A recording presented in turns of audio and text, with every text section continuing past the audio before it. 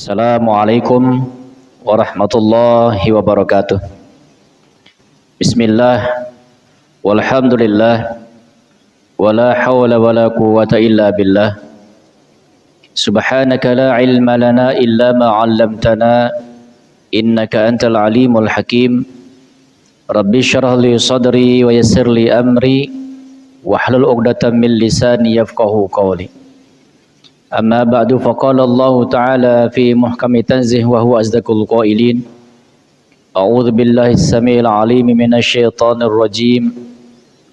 Wa man yabtaghi ghairal islami dinan falan yuqbala minhu wa huwa fil akhirati minal khasirin. Wa qala an-nabiy sallallahu alaihi wasallam, "May yuridillahu bihi khaira yufaqihu fid din." Atau kama qala an-nabiy sallallahu alaihi wasallam. Sadaqallahul azim wa sadaqa rasuluhun nabiyul habibul karim, wa nahnu ala dzalika minasy syahidin wa syakirin, walhamdulillahi rabbil alamin. Ayolah hadirun wal hadirat, para pemirsa channel Masjid Mujahidin dimanapun berada, rahimakumullah. Semoga kita semuanya selalu diberikan hidayah, petunjuk ke jalan Allah Subhanahu wa Ta'ala yang diridhoinya. Semoga kita semuanya selalu diberkahi dalam hidup kita sepanjang hayat kita, beserta keluarga kita, saudara-saudara kita, dan masyarakat kita. Semoga kita semuanya selalu diberikan inayah, pertolongan zahir batin dalam segala problem dan urusan kita, baik yang berkaitan dengan urusan duniawi maupun yang berkaitan dengan urusan lebih-lebih ukhrawi. Dan mudah-mudahan kita diberikan taufik, kekuatan zahiran au batinan, secara jasmaniyah maupun secara ruhaniyah, sehingga jasad kita dan ruh kita insyaallah mendapatkan ridha dari Allah Subhanahu wa taala dan tetap melaksanakan kewajiban-kewajiban kita selaku hambanya. Hadirin permisa dimanapun Anda berada, pada sesi kali ini kita akan kembali melanjutkan materi kita, yakni hadis yang ke-9 Kitab Bulughul Maram, yang mana hadis ini akan menjelaskan tentang bagaimana hukum kucing, apakah termasuk najis atau tidak. Baiklah, kita akan bacakan sempurna dari hadisnya. A'udzubillahi minasyaitonir rajim. Bismillahirrahmanirrahim. Qala al-muhaddits rahimahullahu tabaraka wa ta'ala wa nafa'ana wal muslimin bi 'ulumihi wa bi 'ulumi masyayikhina fid dharaini amin Allahumma amin. An Abi Qatadah radhiyallahu anhu qala fil hirrah innaha laysat binajasin, innama hiya minat tawafina 'alaikum. Akhrajahul arba'ah wa sahahu at-Tirmidzi wa Ibnu Khuzaimah.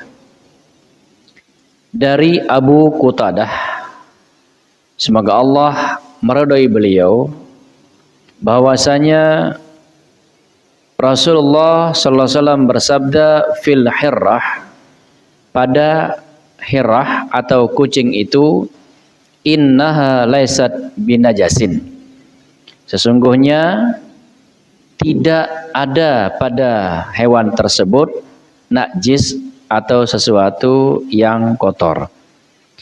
Innama hiya minat tawafin, sesungguhnya hirrah itu, kucing itu adalah hewan yang tawafin, hewan yang sering mondar-mandir, bolak-balik, muter-muterin di antara kita.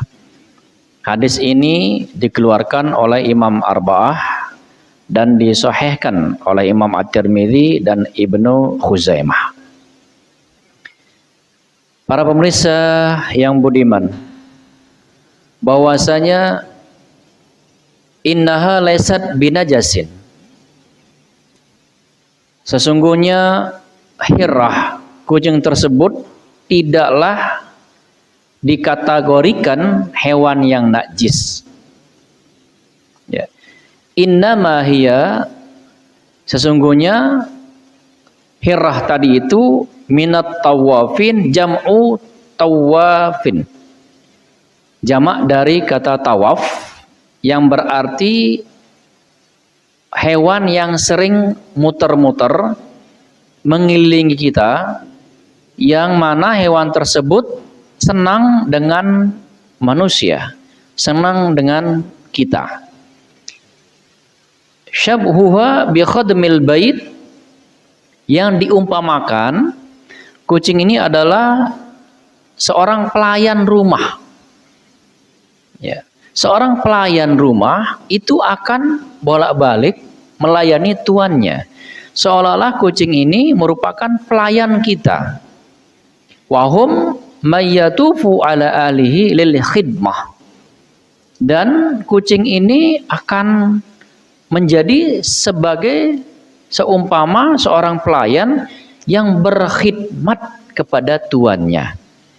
Oleh karena itulah kucing itu dikategorikan kepada hewan yang suci, tidak najis seluruh badannya, walaupun dalam keadaan basah ataupun kering.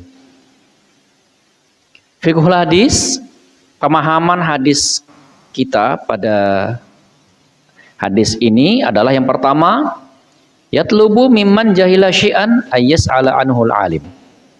Supaya kita menuntut sesuatu pemahaman terhadap apa yang belum kita pahami kepada orang yang alim. Yang kedua, talabur rifqi bil hayawan. Menuntut kita supaya lemah lembut kepada hewan. Lebih-lebih hewan ini hewan yang jinak, hewan yang mengumpamakan dirinya sebagai seorang pelayan bagi tuannya. Makanya kucing itu senang kadang-kadang menyandarkan dirinya kepada kita. Senang dia itu, kucing itu main-main di kaki kita. Karena dia pelayan. Mengumpamakan dirinya adalah pelayan. Nah. Kemudian yang ketiga, thaharatul hirrah wa sa'ruha. Sucinya kucing itu dan rambutnya, bulu kucing itu suci semuanya, tidak ada yang najis. Famul hirrah idza kana fihi najasah fa huwa najasun. Yang keempat, mulut kucing itu adalah dihukumi najis apabila di mulutnya itu ada najis. Tapi kalau misalkan di mulut kucing itu suci, bersih, maka dihukumi dengan bersih. Artinya apa? Seandainya di mulut kucing itu ada kotoran, ada najis, maka mulut kucing itu dihukumi najis. Tapi sekali lagi, kucing itu tidak akan pernah memakan hal yang najis. Tidak akan pernah melakukan hal-hal yang kotor. Dan kucing itu terhindar dari hal-hal yang kotor atau najis karena dia adalah binatang yang dimuliakan. Baik oleh baginda Rasulullah maupun oleh para sahabat-sahabat yang lain. Kemudian hadis ini tadi dikeluarkan oleh Abu Qatadah, dari Abu Qatadah. Siapakah Abu Qatadah tadi? Nama lengkap beliau adalah Abu Qatadah Al-Haris Ibnu Rabi'i Al-Ansari As-Silmi. Ya. Itu nama lengkap beliau. Kemudian beliau syahid pada tahun ke arba wa khamsin bil Madinah, 54 tahun di Madinah. Beliau merawikan hadis sekitar 120 hadis. Ya. Itu pemahaman kita dalam hadis yang ke-9. Kemudian hadis yang berikutnya, hadis yang ke-10. Bismillahirrahmanirrahim. An Anas bin Malik radhiyallahu anhu qala jaa a'rabiyyun fabala fi ta'ifatil masjid fazajarahu an-nas fanahahum Rasulullah sallallahu alaihi wasallam. Falamma qada bawlahu amara an-nabiy sallallahu alaihi wasallam bi dhunubin min ma'in fa ahriqa alaihi. Muttafaqun alaih. Berarti hadis ini diriwayatkan oleh Imam Al-Bukhari dan Muslim. Dari Anas bin Malik, semoga Allah meridai beliau, bahwasanya beliau berkata, Ja'a A'rabiyun. Telah datang suatu ketika orang Arab Badui yang pemahaman terhadap hukum, terhadap Islam itu masih dangkal. Saking karena jauhnya jarak antara kota dengan perkampungan waktu itu. Kemudian seorang Badui ini ya datang, fabala fi ta'ifatil masjid. Langsung dia pipis di sudut masjid Madinah. Fazajarahun nas, maka waktu itu sahabat langsung menghardik dia, langsung menegur dia. Fanahahum Rasulullah sallallahu alaihi wasallam. Maka Rasulullah melarang para sahabat, jangan engkau hardik dia, jangan engkau larang dia, biarkan dia. Falamma qada baulahu, maka ketika telah selesai seorang Arab Badui ini melakukan pipisnya, mengeluarkan air seninya, amaran Nabi sallallahu alaihi wasallam, maka Rasul merintahkan untuk binunubin min ma'in, untuk menyiram pipisnya itu dengan air, fa'uhriqa alaihi, ya, maka dibersihkan, disucikan. Kemudian al-ma'na al-ijmal, secara global makna hadis ini adalah yang pertama, Rasulullah sallallahu alaihi wasallam laqad ba'atha ar-rasul raufan bin nas mursyidan lahum 'alal khalqin 'azim rahiman bil jahil. Rasulullah sallallahu alaihi wasallam diutus menjadi seorang rasul yang raufan bin nas, yang sangat penyayang bagi seluruh manusia. Seluruh manusia. Bahkan orang yang jahil sekalipun Rasulullah menyayanginya.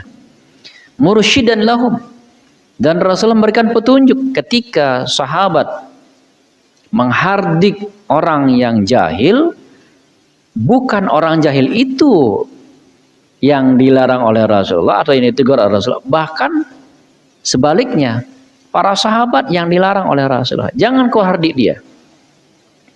Kenapa? Karena di sini ada rahasia-rahasia yang Rasulullah sallallahu alaihi wasallam ajarkan kepada sahabat.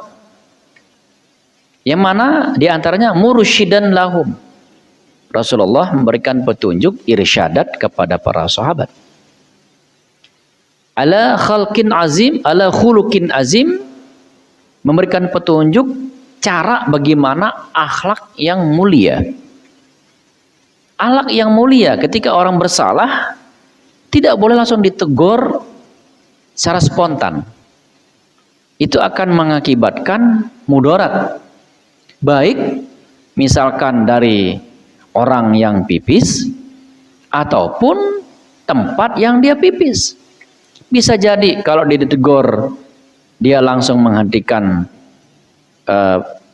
pembuangan air kecilnya, akan jadi mudarat atau penyakit bagi orang yang pipis, atau bisa jadi dia malah akan lari dalam keadaan terkencing-kencing, bahkan akan lebih meluas najis yang dia sebabkan oleh kencingnya itu.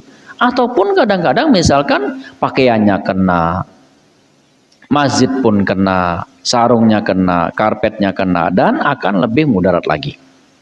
Nah, ini yang diajarkan oleh Rasulullah SAW, mursyidan lahum ala khuluqin azim, sebagai pemberi petunjuk bagaimana cara akhlak yang mulia dalam menegur seseorang yang salah.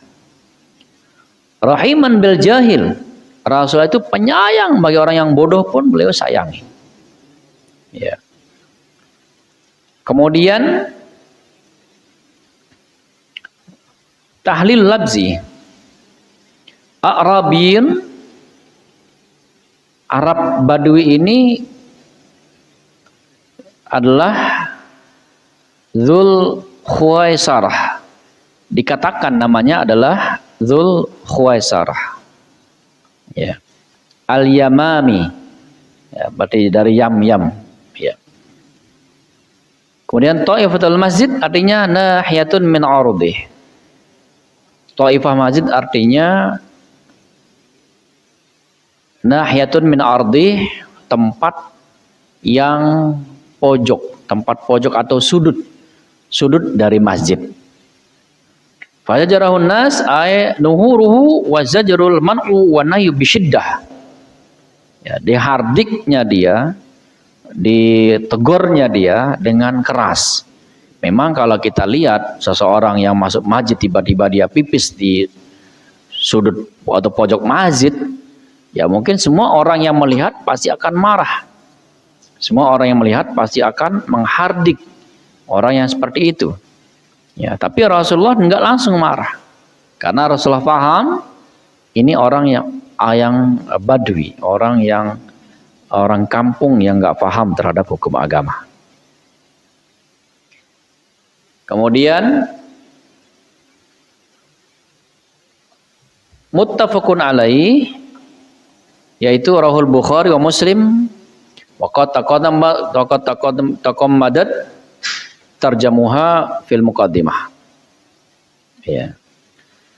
Fiqhul hadis, pemahaman kita pada hadis yang ke-10 ini adalah arifku bil jahil. Yang pertama adalah kita harus sayang kepada orang yang bodoh, harus lemah lembut kepada orang yang belum paham.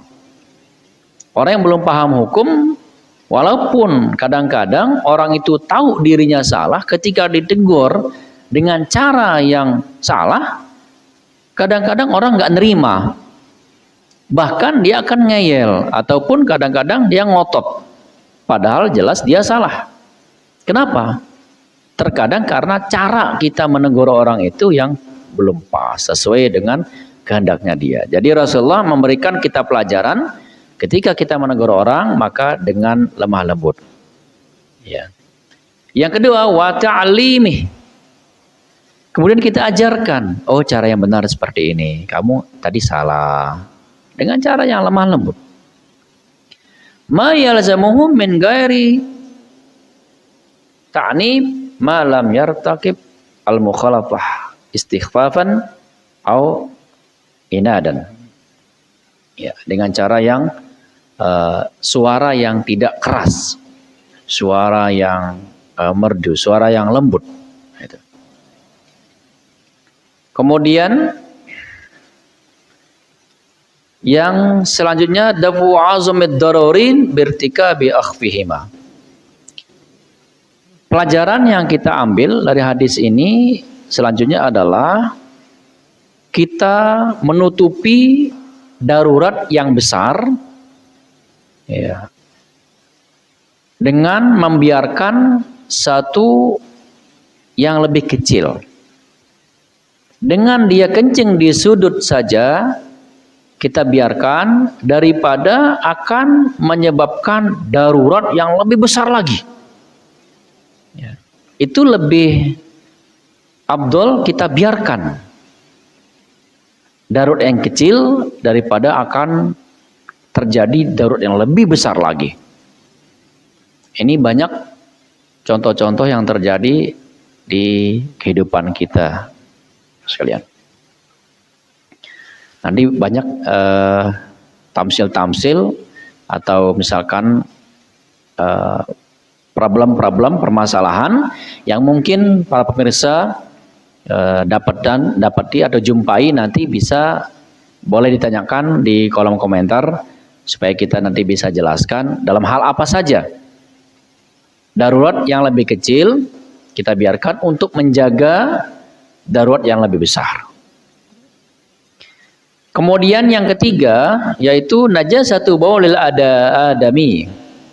Bahwasanya najis baul atau pipis manusia itu najis. Pipis orang itu hukumnya najis. Ya. Kemudian selanjutnya ihtiramul masajid wa tanzihiha anil ikdari wa kana hadza amron mukarraran. Memuliakan masjid itu adalah merupakan kewajiban kita. Siapapun yang masuk masjid tidak boleh kencing di area masjid. Karena masjid adalah tempat ibadah, zikrullah, bukan tempat membuang kotoran. Nah, ini yang sedikit akan meluas masalah ini, hadirin sekalian, para pemirsa. Ketika orang mewakafkan tanahnya untuk masjid, pertanyaannya, bolehkah di tempat wakaf itu orang bangun kamar mandi? Kenapa? Karena kalau orang judulnya mewakafkan itu untuk masjid, berarti seharusnya tempat itu tidak boleh ada kamar mandi. Seandainya pengurus masjid mau membangun kamar mandi, maka di luar tanah wakaf itu. Nah, sekarang kadang-kadang nggak jelas apakah tanah wakaf itu keseluruhannya diwakafkan untuk masjid. Tiba-tiba misalkan dibangun di sana tempat kamar mandi, berarti seolah-olah kita kencing di dalam masjid itu. Ini problem kita. Ya, kadang-kadang kita mengotori masjid yang kayaknya nggak terpikirkan. Bagaimana hukumnya kita buang air kecil atau air besar di tanah yang jelas-jelas tanah itu masih milik masjid? Apakah hukumnya boleh apa enggak? Nah, ini pertanyaan besar buat umat Islam. Ya, maka solusinya adalah ketika orang mewakafkan tanahnya untuk pembangunan masjid, maka di sana harus dijelaskan bahwa misalkan 10 kali 10 tanah saya ini dibuat untuk masjid, dan ya misalkan ada sisanya itu untuk kamar mandi. Itu jelas. Tapi kalau orang yang mewakafkan judulnya di sana, dia mewakafkan tanahnya untuk pembangunan masjid, berarti tidak boleh dibangun untuk kamar mandi. Gak boleh. Kalau dibangun kamar mandi di sana, berarti kita sudah kencing atau membuang kotoran di dalam masjid. Gak boleh. Gitu. Nah, ini yang harus dijelaskan kepada para mewakif, orang yang mewakafkan tanahnya untuk bangun masjid. Boleh enggak?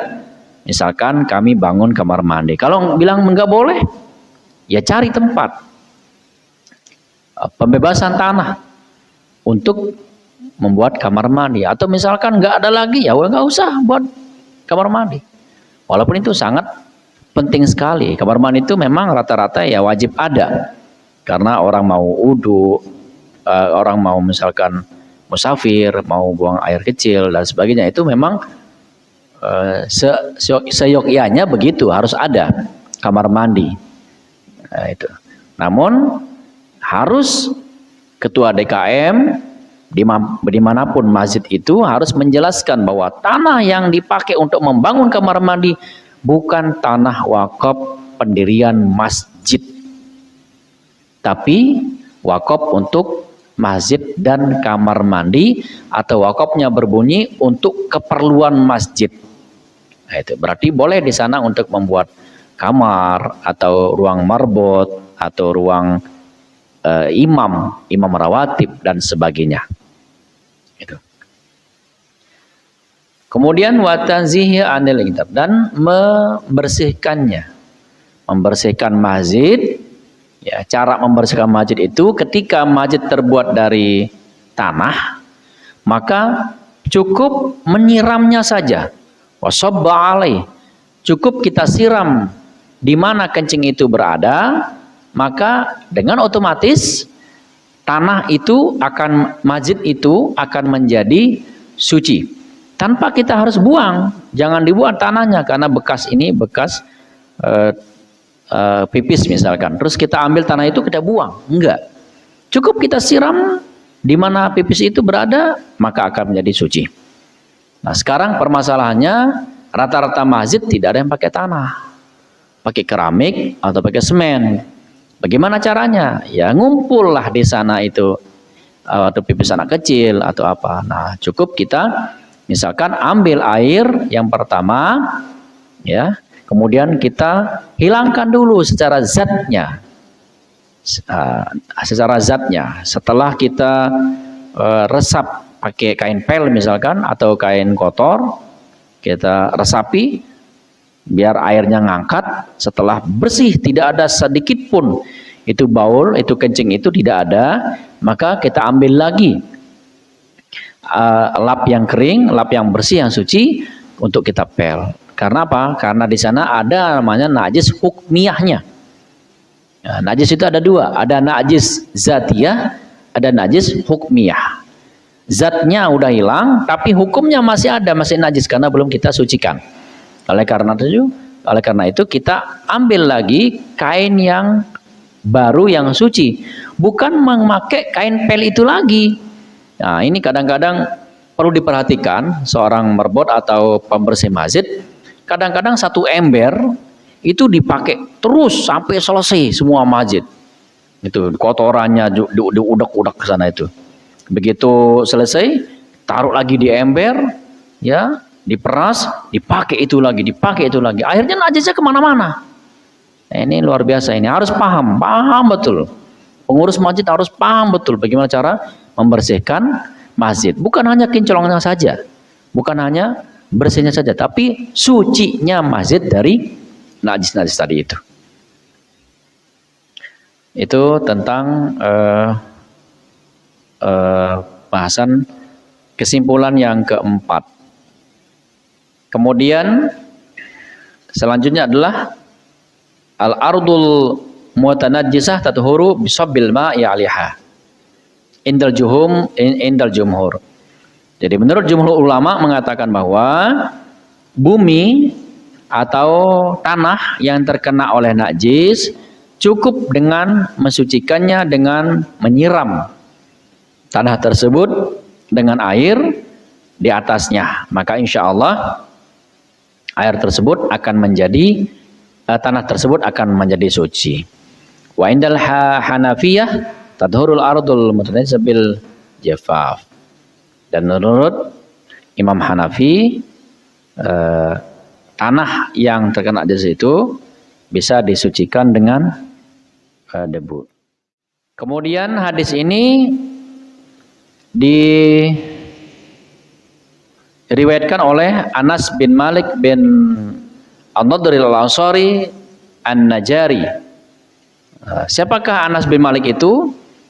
Anas bin Malik itu adalah khadaman Nabi sallallahu alaihi wasallam, berkhidmat. Beliau telah berkhidmat kepada Nabi asyara sinin, dari umur 10 tahun, subhanallah. Anas bin Malik sudah mengikuti Rasulullah dari umur 10 tahun. Wa syahida Badran, dan beliau syahid di perang Badar. Allah yarham. Rawa, beliau merawikan hadis 1286 hadis. Sekali lagi, Anas bin Malik itu merawikan hadis 1286 hadis. Masya Allah, lumayan banyak. Mata bil Basrah sanata tis'in, beliau meninggal dunia di Basrah atau di Irak. Itu pada tahun ke 90 Hijriah. Dan beliau adalah sahabat yang paling akhir meninggal di Basrah. Itu adalah Anas bin Malik. Kesimpulan dua hadis para pemirsa, bahwasanya kita harus memuliakan walaupun dia seorang hewan sekalipun. Kita harus muliakan, kita harus hormati. Apalagi hewan yang jinak sebagai khadim, pelayan bagi kita. Ataupun seorang yang jahil, orang yang belum paham, maka kita tegur dengan layak, dengan sopan, dengan santun. Insya Allah ketika orang yang ditegur tersebut lunak hatinya, menerima teguran kita, maka di sanalah wa ta'limihi, kita ajarkan apa yang belum dia pahami. Insya Allah dia akan menuruti, mengikuti apa yang kita nasihati. Dan mudah-mudahan banyak hal hikmah yang kita ambil dari dua hadis ini dalam kehidupan kita sehari-hari. Demikian pembahasan pada sesi kali ini. Kurang lebihnya mohon dimaafkan. Usikum wa nafsi bitaqwallah, wallahul muwaffiq wal hadi ila sabilir rasyad. Wassalamualaikum warahmatullahi wabarakatuh.